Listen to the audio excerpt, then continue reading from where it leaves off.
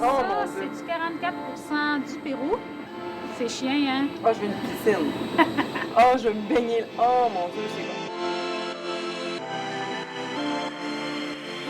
À l'embouchure des rivières Au-Rocher et Dominique, je vous souhaite la bienvenue à Génération Durable. Aujourd'hui, on est à Port-Cartier et on s'en va se bourrer la face dans le chocolat à la chocolaterie Cartier.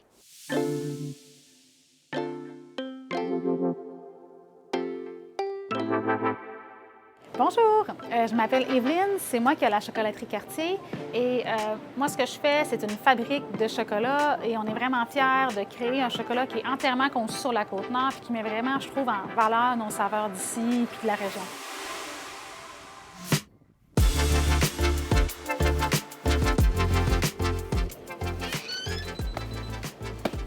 Hey! Enchantée! Evelyne, c'est ça? Oui, bienvenue, bienvenue. Merci, t'as tellement un joli nom. Merci. Et là, j'ai hâte de voir tes produits. On en a pas mal. Tu me fais-tu faire le tour? Oui, ben en fait, bienvenue chez Renard Bleu. Merci. En fait, Renard Bleu, c'est une épicerie co-responsable. Oui. Et on a une section, dans le fond, bonbons en vrac. Et depuis mars, on a la chocolaterie qui est juste là, qui est l'espace fermé vitré. Oui. Et c'est là que la production se fait.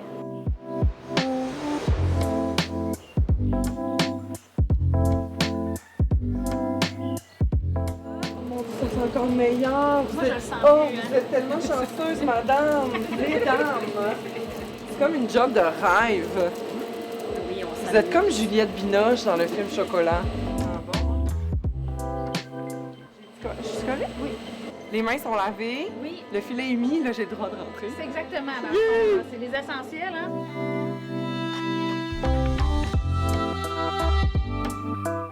Fait que ça, ce sont les poches de fèves. La fève, c'est cultivé dans à peu près à 50 degrés de l'équateur.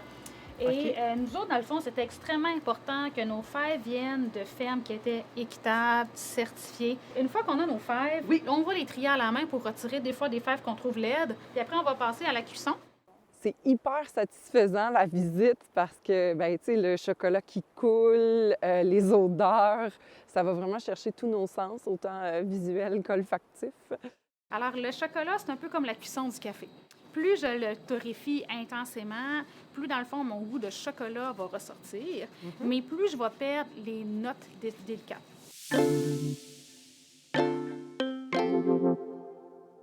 Là, les fèves s'en viennent dans ce coin-ci.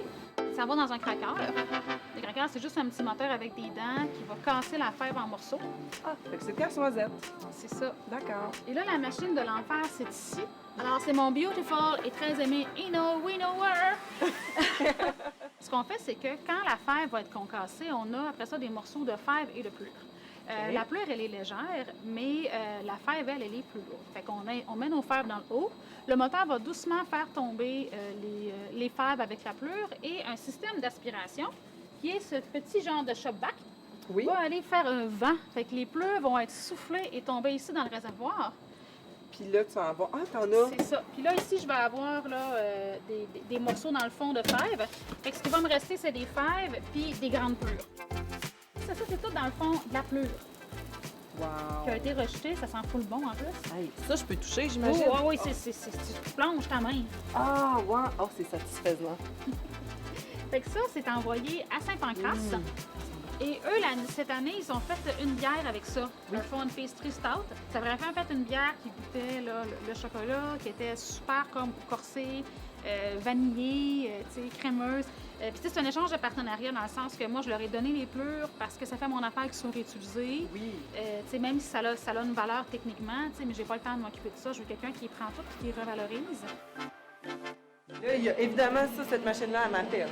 Ouais, qu'est-ce qui se passe? Alors ça, c'est ma superbe meuleuse sur pierre. Et elle a la job extrêmement importante de moudre la fève de chocolat, la liquéfier en fait. Alors les pierres tournent sur elles-mêmes et ça va tranquillement réduire en bas ou autour de 20 microns la fève de chocolat. C'est là-dedans qu'on va mettre le sucre. Le sucre granulé va être aussi moulu jusqu'à ce qu'il soit liquide. Puis on va acheter nos ingrédients un à la fois. Donc une journée, je mets mes fèves avec un peu de beurre pour aider avec la friction. Une autre journée, je mets le sucre. Ça prend 5-6 jours avant que le chocolat soit prêt. Ça dépend des méthodes. Une bassine comme ça, quand elle est... Une batch qu'on fait, c'est 45 kg. C'est à peu près 640 barres de chocolat par batch. Wow, fait que de l'amour dans ces 645 barres-là. Il y a surtout du chocolat. Evelyne, elle me racontait qu'en moyenne, une personne pouvait manger environ 40 morceaux de chocolat dans son année. Puis elle, la chanceuse, la chocolatière, elle en mange environ le double. Si jamais vous avez la dent sucrée, c'est un métier qui pourrait vraiment vous coller à la peau.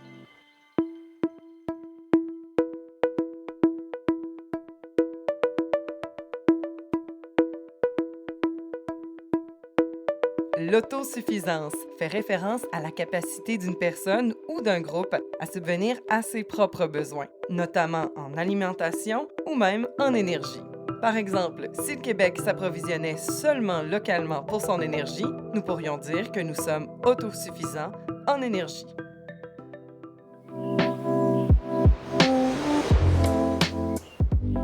Là, je vous explique le tempérage. En fait, la T20. La T20, c'est la dernière étape. C'est là qu'on va mouler nos animaux, nos barres de chocolat. La bassine, elle va chauffer le chocolat autour de 45 à 50 degrés pour briser tous les cristaux. As-tu déjà vu des gens qui font comme avec du chocolat puis qui étendent sur une plaque, tout ça? Oui. Alors ça, c'est le tempérage à la main.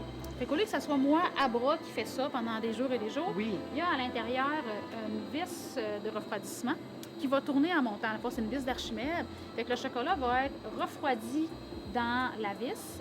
Et il va être tempéré, donc il va être refroidi en mouvement, puis il va sortir par le tuyau déjà tempéré. Elle tempère en continu instantanément. Tant que je la nourris de chocolat, elle va toujours continuer de tempérer tant qu'il est fondu. Fait qu'elle aussi, c'est une bonne acolyte de travail. Ma meilleure amie. Quand les gens ils passent là, puis qu'ils voient que la machine chose, on leur propose souvent de goûter.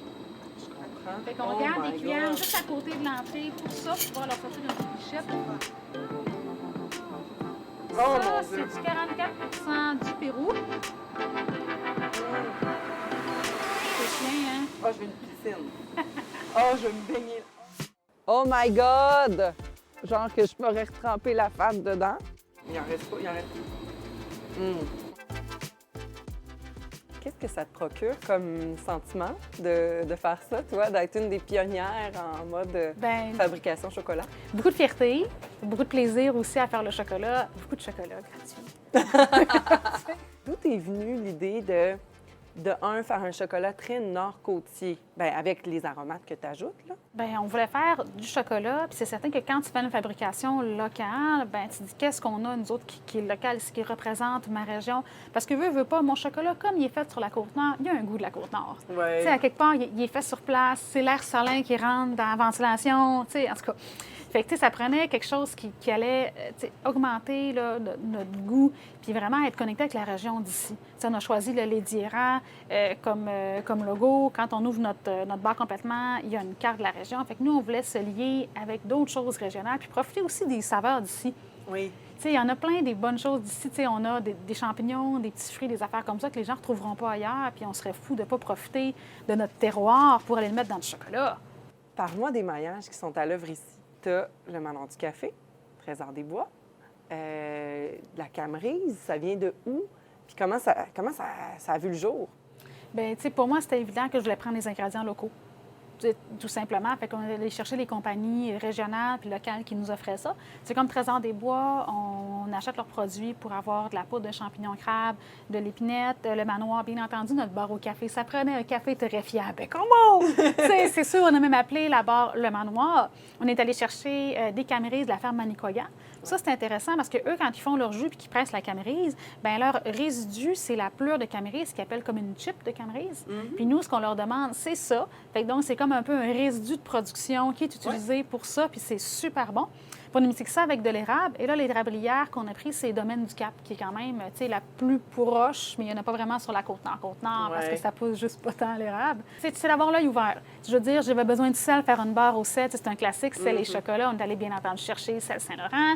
C'est quand on a voulu des bleuets, mais c'est sûr qu'on prend les bleuets de la Côte-Nord, ils sont meilleurs. Tu sais, c'est des choses un peu comme ça là, qu'il fallait aller chercher là, dans nos produits locaux. Là. Puis, tu sais, sur le terrain, là, quand tu mets la main à la pâte, comment ça se passe? Tes appels? C'est quoi?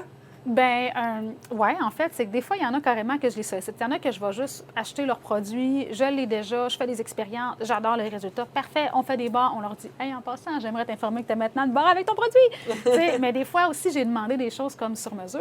Par exemple, moi, je voulais faire une barre 85 au piment.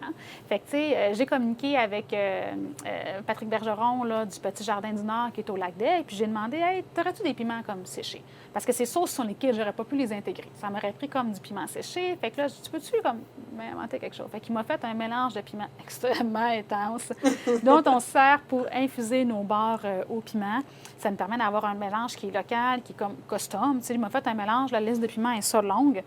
Tu sais, que vraiment peine à faire. Puis ça fait vraiment un goût qui est le fun. Puis tu sais, ça va être inimitable. On sent vraiment qu'Evelyne, c'est loin en elle, c'est viscéral, le besoin de faire une différence. On voit là, que pour elle, c'était juste même pas une question à se poser. C'était évident qu'elle allait faire affaire avec des partenaires locaux pour mettre en valeur les saveurs de la Côte-Nord.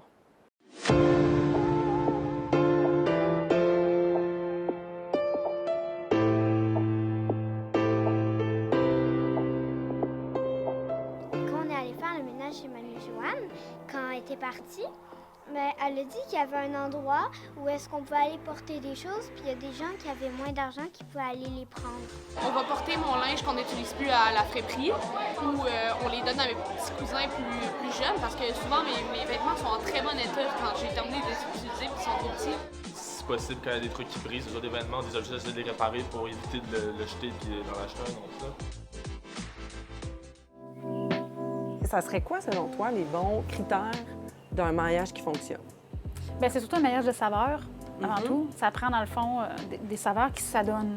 Tout simplement, moi, ce que je recherche, c'est un partenariat que les saveurs vont être bonnes dans mon chocolat. C'est le premier critère. C'est certain que, après ça, il faut bien s'entendre avec l'autre compagnie. Il faut avoir des fois des valeurs qui s'y correspondent. Mais en même temps, il n'y a pas vraiment de compagnie locale avec qui je ne voudrais pas faire affaire parce que, on est tous déjà des gens de la région. On a tous, avantage à ce que la région, s'améliore, à ce qu'il y ait plus de partenariats, à de la visibilité commune.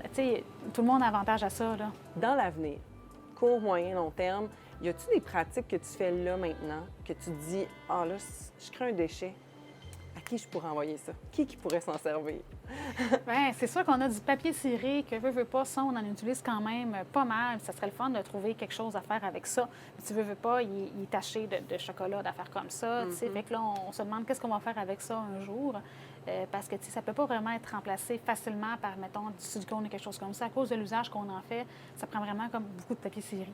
Ah, c'est ça, c'est pas parfait le recyclage. Toi, tu aimerais vraiment ça, que ça soit revalorisé par un partenaire quelconque. Quelque chose comme ça. OK. Fait que, bien, garde une autre perche de lancer, sait-on jamais. Si vous voulez du papier ciré.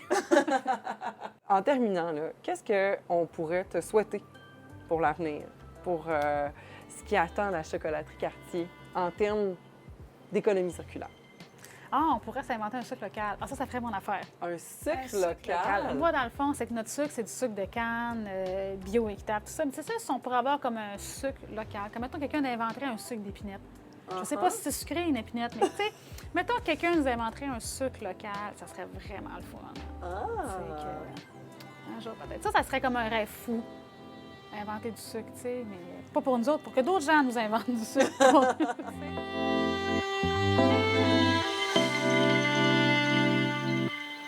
Merci d'avoir été des nôtres. J'espère que l'émission, vous êtes autant régalés que nous. On se dit à très bientôt pour Génération Durable.